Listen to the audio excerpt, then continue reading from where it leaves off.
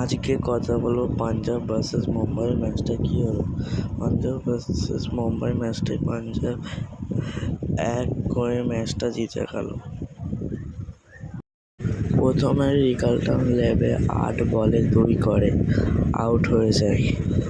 আজকে রোহিত শর্মা খেলেনি, কোয়েন্টন ডিকক খেলতেছিল। 60 বলে 112 রানের একটা দুর্দান্ত ইনিংস খেলে কোয়েন্টন ডিকক। সূর্যা আজকের মতন গোল্ডেন ডাকে আউট হয়ে গেল। নামন্দির এসে কিছুটা রান করে 31 বলে 50 করে আউট হয়ে যায়। হার্দিক পান্ডিয়া 12 বলে 14 করে ওদের ইনিংস 195 রানে করে দেয়।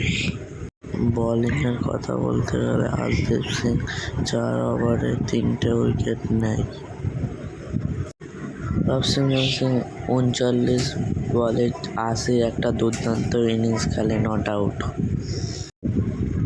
প্রিয়াঙ্ক চারিয়া 9 বলে 15 রানের একটা ইনিংস খেলে। কপার কোহলি 12 বলে 17 রান করে, ছোট ইনিংস কিন্তু ইম্প্যাক্ট।